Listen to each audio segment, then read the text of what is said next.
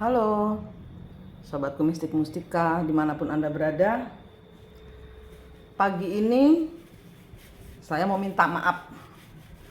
Tadi malam saya mau live, kita mau melaksanakan jadwal seperti yang saya sebutkan di hari sebelumnya, tapi tidak diizinkan oleh para leluhur, disuruh nunggu 1 hari gitu katanya.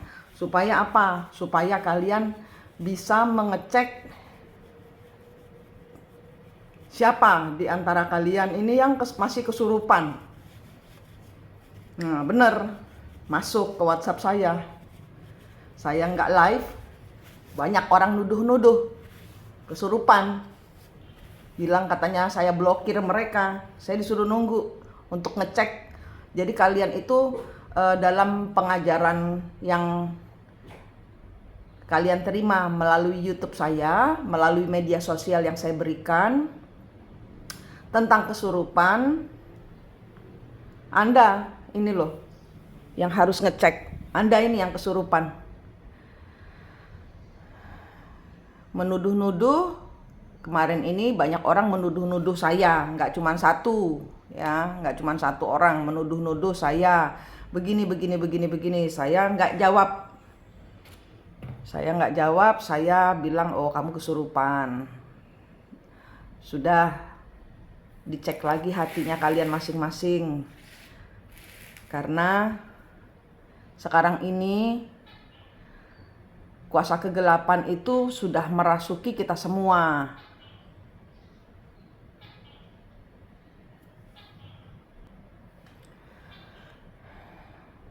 Saya ini kan ngajarin ilmu ketemu kembar jiwa. Kembar jiwa itu tempatnya itu berada di 4.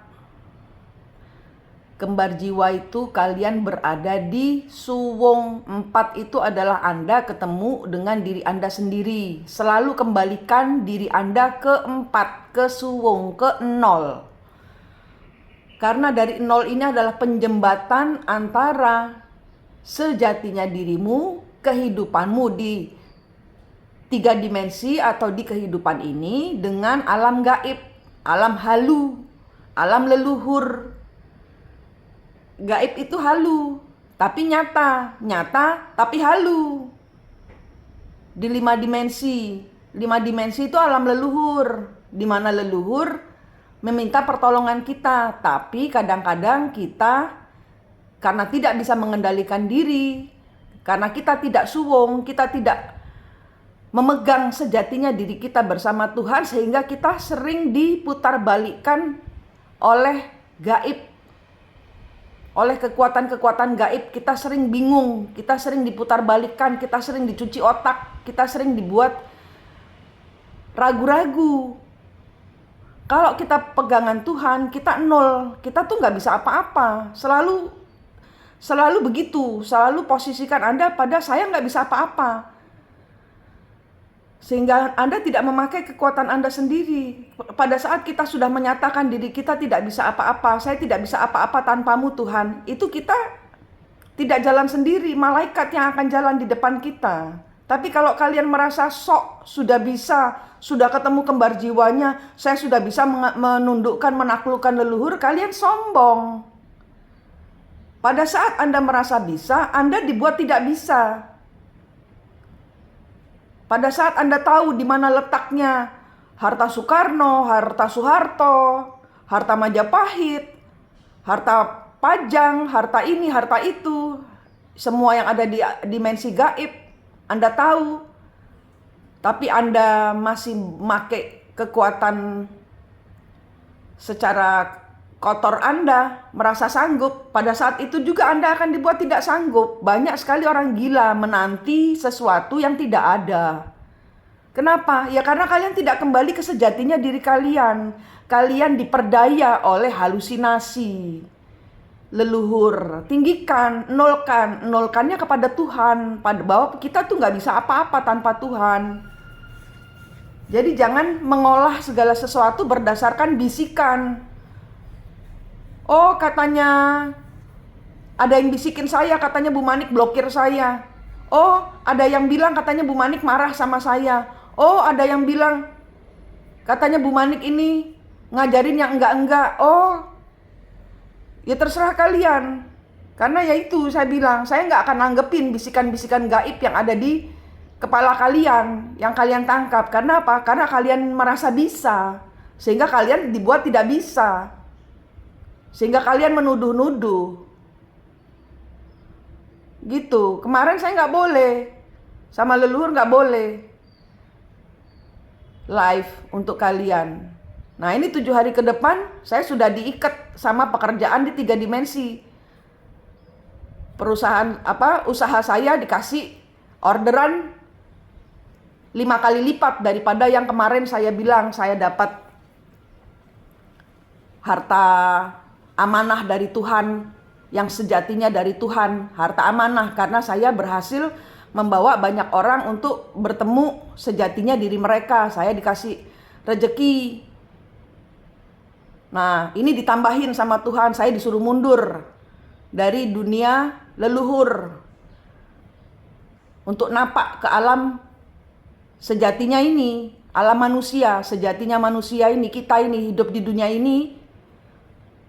Itu nggak cuman halu, nggak cuman di media sosial, nggak cuman di alam maya.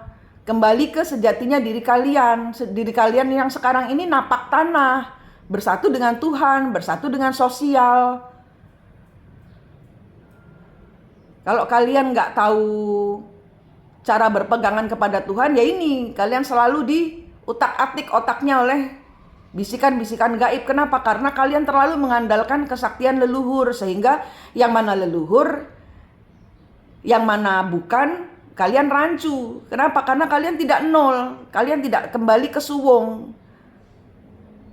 Kalian tidak nol kepada Tuhan. Kalian merasa bisa. Pada saat Anda merasa bisa, Anda langsung dibuat Anda tidak bisa. Akan dihancurkan hasil kerja kalian, akan dipermalukan kalian. Kenapa? Ya karena kalian tidak mengandalkan Tuhan, tapi mengandalkan kebisaan, kemampuan kalian. Gitu. Ini saya ditarik mundur sama leluhur, sama Tuhan, bukan sama leluhur. Saya nggak boleh lagi, belum boleh lagi bantu kalian. Kenapa? Karena kalian masih banyak yang kena bisikan setan, sehingga kalian menyalahkan saya. Itu dia. Nah, saya udah bilang dari awal, kalau kalian ngikutin saya, kalian ngikutin bahwa tinggalkan semua kecewa Anda ke Tuhan. Cari kembar jiwa Anda, cari sejatinya diri Anda, cari leluhur di belakangmu dan di belakang pasanganmu yang bertengkar denganmu. Cari leluhur di belakangnya anak-anak, cari leluhur di belakangnya orang tua, cari leluhur di belakangnya orang ketiga. Lepaskan diri kalian dari ikatan para leluhur. Supaya apa? Supaya kalian gak kesurupan. Hidup kalian itu hidup kalian, bukan kehidupan kalian yang dipakai oleh leluhur.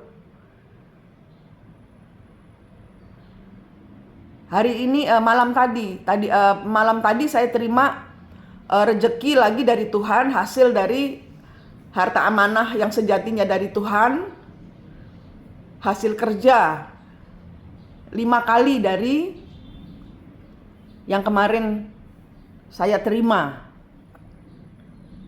Jadi saya akan repot 1 minggu ini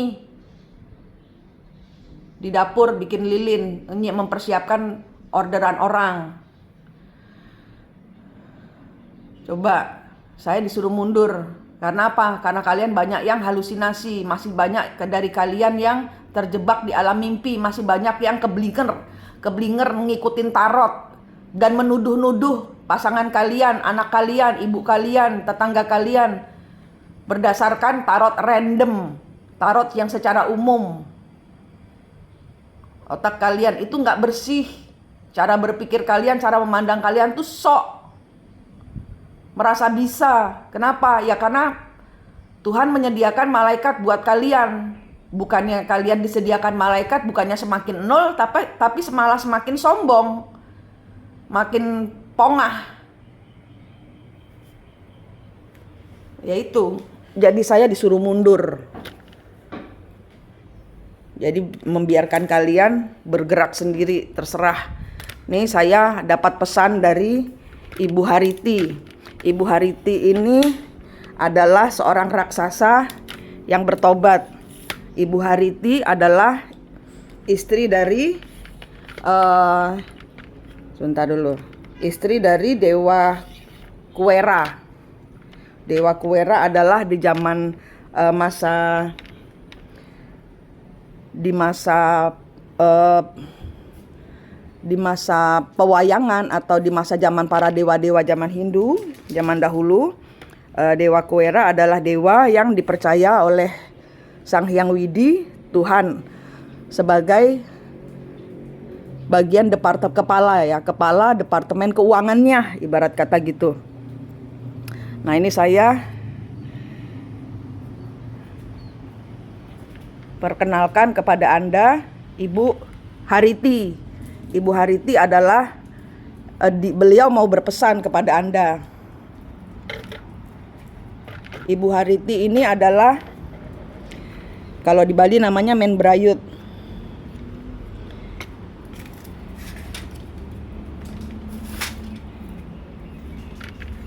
Bentar dulu, saya atur.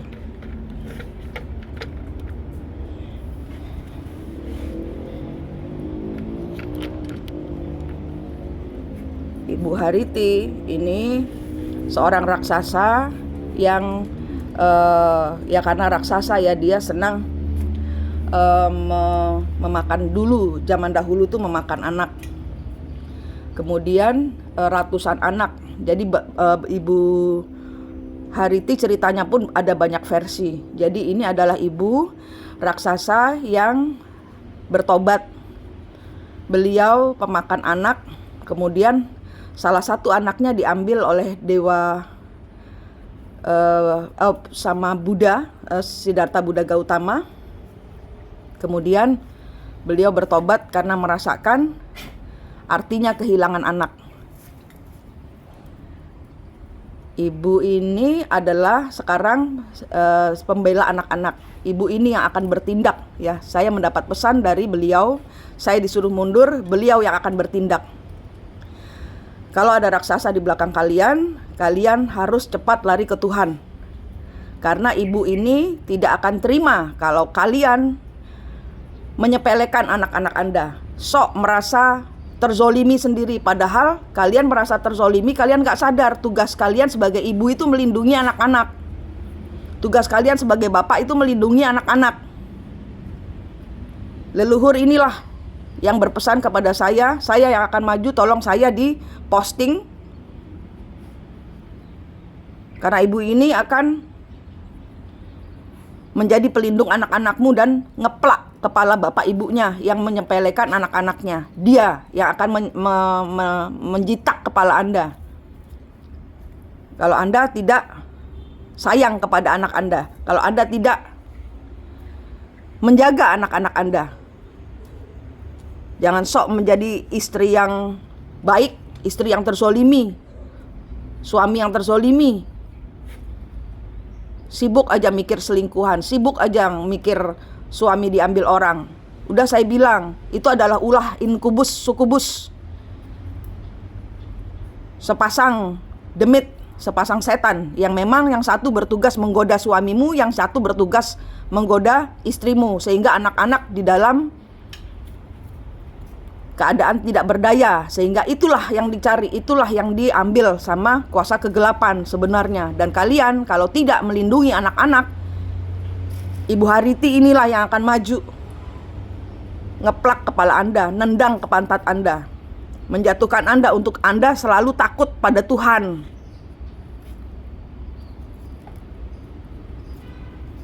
Berdoa kepada Tuhan untuk menjaga anak-anak Anda. Supaya apa? Supaya peristiwa orang tuanya tidak terulang kembali ke anak-anak. Supaya kegetiran orang tua tidak menurun ke anak-anak. Doakan anak-anak yang rapuh, jangan berpegangan, jangan dibuat tameng, jangan dihancurkan, karena kamu akan dihancurkan oleh Ibu Hariti. Ibu Hariti sudah bergerak tadi malam. Kalian yang sok melindungi anak tiri, tapi anak kandung sendiri diacuhkan. Untuk apa? Semua anak sama, sayangi mereka.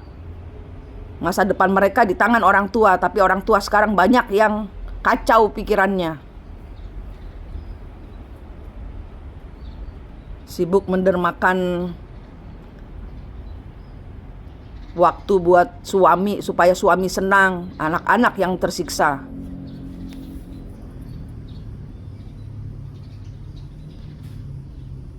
Saya disuruh mundur karena banyak dari kalian tidak menghargai saya. Kalian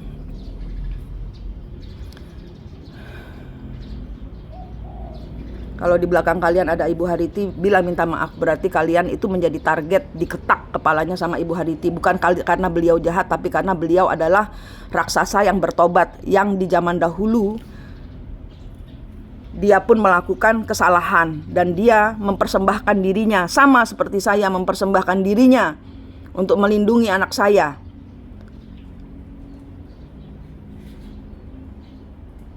Udah dari awal saya bilang, inkubus sukubus itu yang narik kalian supaya kalian itu kacau, tidak bisa menjaga anak. Dilepaskan dari anak-anak biar bertarung, bertengkar dengan anak. Kalian yang sok ke makam-makam, yang sok ngurusin leluhur, tapi anak Anda keleleran, ibu ini yang akan menghancurkan kalian. Karena ibu ini dikasih tugas, bukan karena beliau tidak bisa dihancurkan, karena beliau punya tugas. Beliau yang akan turun tangan. Beliau yang akan turun tangan. Dia dapat tugas dari Tuhan sebagai pembayaran karma kepada Tuhan. Pembayaran karma kepada anak-anak yang zaman dahulu dia zolimi. Sekarang dia bertugas full untuk melindungi anak-anak. Saya disuruh mengirimkan pesan ini kepada Anda. Beliau adalah istri dari Dewa Kuera. Ini adalah Dewa Kuera.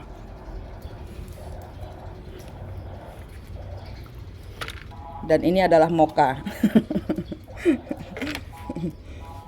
Dewa Kuera, minggir toh Moka. Dewa Kuera ini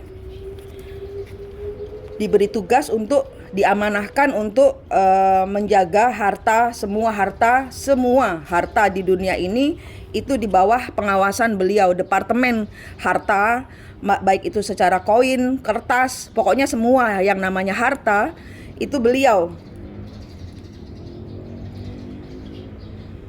di bawah tangan beliau.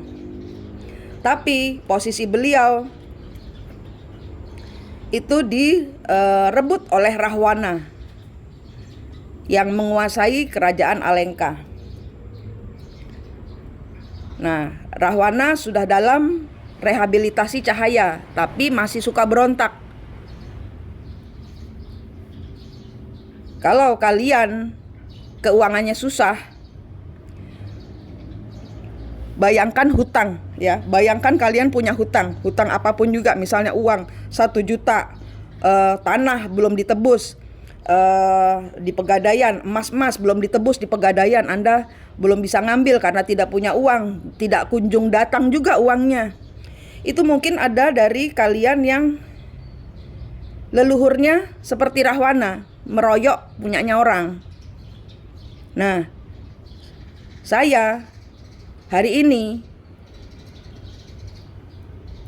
saya kan sudah dipulihkan keuangannya, tinggal membayar apa yang itu saya yang diperintahkan untuk uang yang datang itu untuk membayar segala sesuatu yang saya butuhkan untuk membayar hutang saya ke Pak Latif, ke Mbak Ani. Itu ada ada hutang, ada ke Pak Gunawan. Saya minta sama Tuhan untuk dilunasi hutang-hutang saya, dan saya sekarang harus fokus ke mereka. Kamu juga sama, kalian juga sama.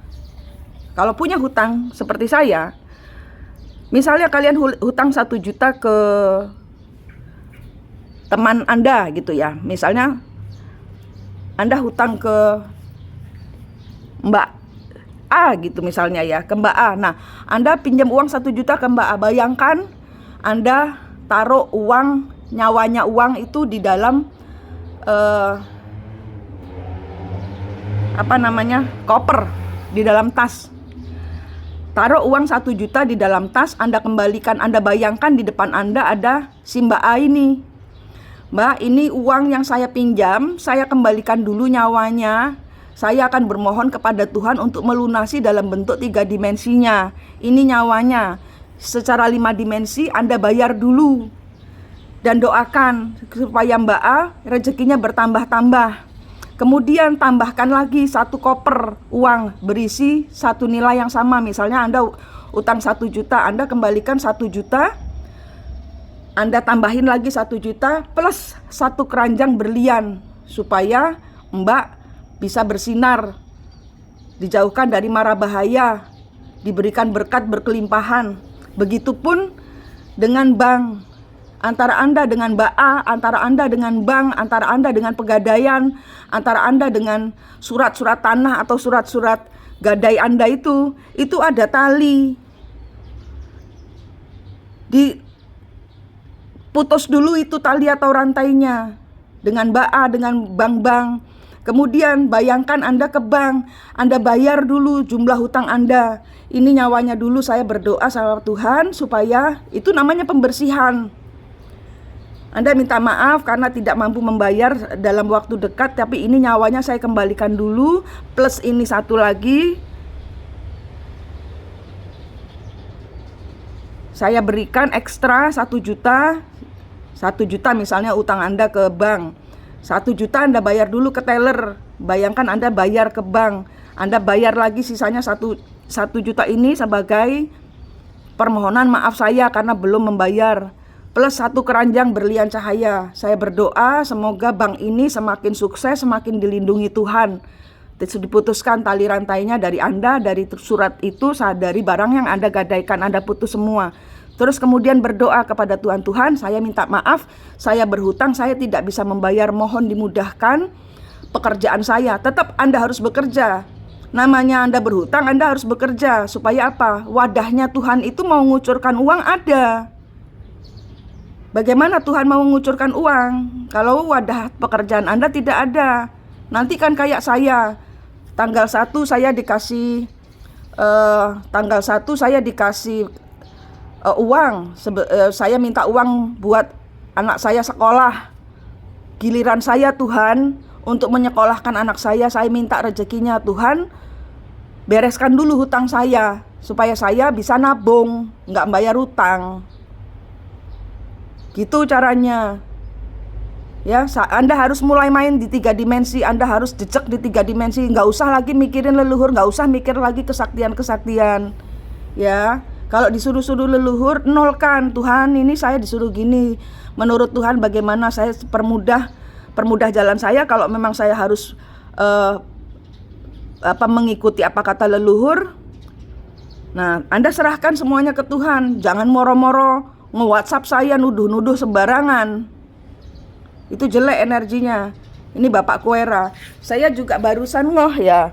Kenapa? Karena mereka adalah yang kalau dari zaman kehinduan lama tahun 800-an ya, 800 sebelum Masehi, ini kedua orang ini yang menjadi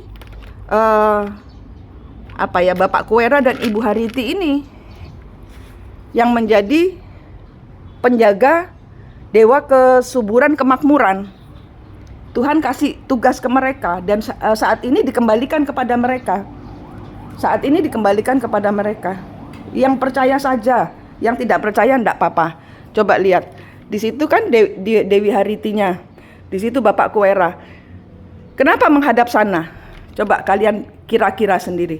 Kenapa kok menghadap sana? Padahal pintunya tuh di sana. Pintu rumah saya tuh di sana. Kenapa kok Dewa Kuera dan Ibu Hariti menghadapnya sana? Ini apa? Kalian lihat apa? Coba komentar. Kalian lihat.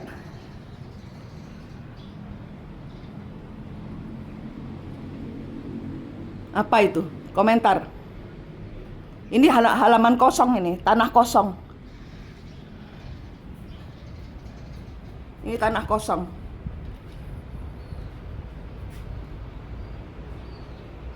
Apa yang kalian lihat?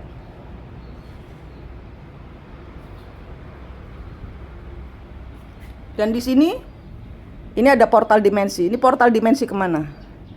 Dan di sini ada portal dimensi. Ini portal dimensi kemana?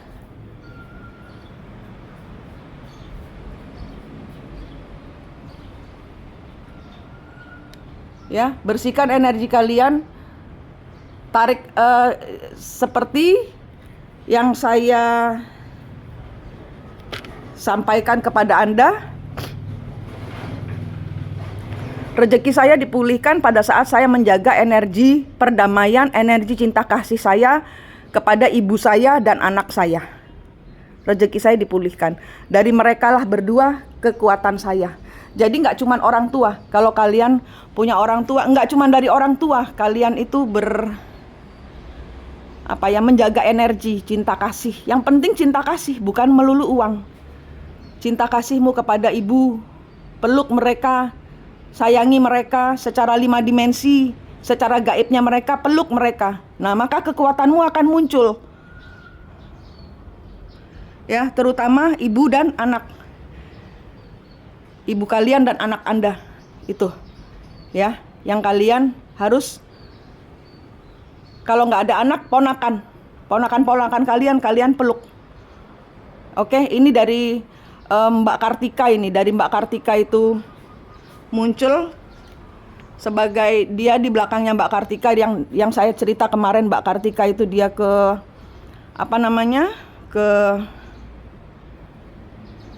notaris, kemudian notarisnya keringet dingin karena Mbak Kartika energinya jelek. Ternyata ada leluhur-leluhur yang protes karena Mbak Kartika menyerahkan semua harta warisannya untuk dibagi-bagikan kepada keluarga yang lain. Leluhurnya protes, padahal Mbak Kartikanya sudah dengan ikhlas ingin melepaskan semua bentuk harta warisan.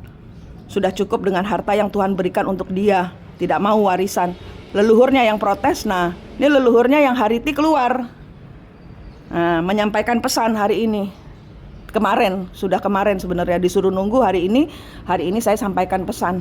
Ya, semua barter kehidupan ini adalah cinta. Cinta kalian kepada Tuhan, cinta kalian kepada dunia, cinta kalian kepada anak-anak, cinta kalian kepada orang tua, yang darah daging kalian sendiri yang diurusin. Suami mah gampang, tetangga mah gampang, bos mah gampang. Anak Anda sama orang tua Anda, peluk mereka, minta maaf, bayangkan cuci kaki mereka, peluk mereka, sungkem, disuapin berlian, didoakan, dibersihkan dari di dadanya, punggungnya, dari semua luka-luka hati, dari pisau-pisau, maka hidup kalian akan rimbun, serimbun pohon pisang ini. Ya, maaf, saya nggak marah, cuman saya memang disuruh narik diri. Dari seminggu ini disuruh ngurusin rezeki saya yang di 3 dimensi. Karena saya minta dan diwujudkan sama Tuhan untuk saya membayar hutang kepada kawan-kawan saya dan untuk nabung buat sekolah anak saya. Ya, saya perlu memikirkan diri saya sendiri daripada saya ngurusin fitnahan-fitnahan orang-orang yang kesurupan kepada saya. Oke, Manik di sini dari Mistik Mustika. Kalau lihat tarot, berdoa dulu. Oke, itu pesan saya. Manik di sini dari Mistik Mustika. Mustika setiap orang adalah hati Anda, dan hati Anda syarat dengan mistik yang harus Anda jaga dengan vibrasi hati full kepada Tuhan. Ya, pada saat kita merasa kita bisa, sesungguhnya kita dibuat tidak bisa. Jadi, tidak bisakan diri Anda di hadapan Tuhan. Katakan kepada Tuhan, saya tidak sanggup, saya tidak mampu, Tuhan tolong saya. Pada saat itulah malaikat turun. Dan pada saat malaikat turun, kalian mundur biar malaikat yang bekerja untuk Anda.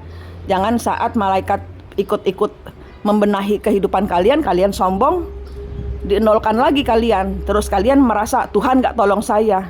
Kalian yang bertingkah. Terima kasih, semoga semuanya sehat, selamat, semangat, dan sukses selalu. Rahayu, rahayu, rahayu.